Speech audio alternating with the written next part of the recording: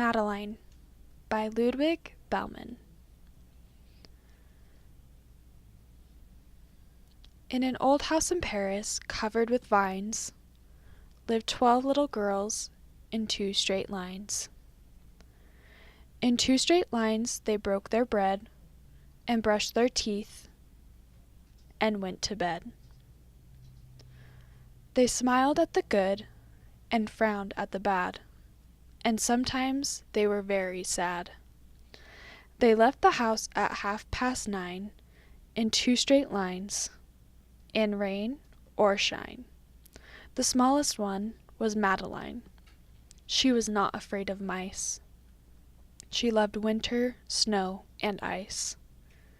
To the tiger in the zoo, Madeline just said, "Pooh, pooh," and nobody knew so well how to frighten Miss Cavell.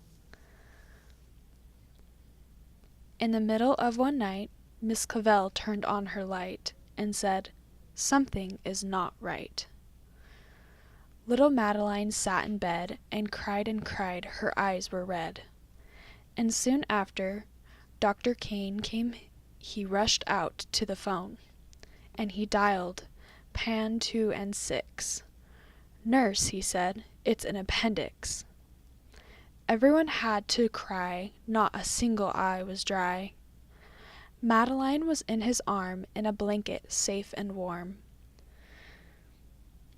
In a car with a red light, they drove out into the night.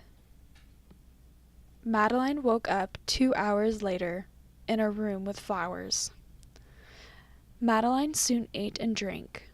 Her bed, there was a crank, and a crack on the ceiling had the habit of looking like a rabbit. Outside, birds, trees, sky, and so 10 days passed quickly by. One nice morning, Miss Cavell said, "Isn't this a fine day to visit Madeline?" Visitors from 2 to 4 read a sign outside her door, tiptoeing with solemn face, with some flowers and a vase.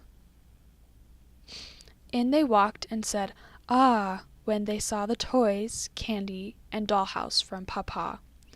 But the biggest surprise by far on her stomach was a scar. "Goodbye," they said, "we will come again," and the little girls left in the rain. They went home and broke their bread, brushed their teeth, and went to bed. In the middle of the night, Miss Cavell turned on the light and said, "Something is not right."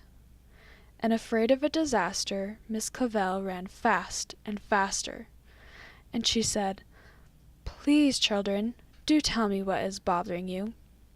And all the little girls cried, "Boo-hoo, we want to have our appendix out too." "Good night, little girls. Thank the Lord you are well. Now go to sleep," said Miss Cavell. And she turned out the light and closed the door. That's all there is. There isn't any more.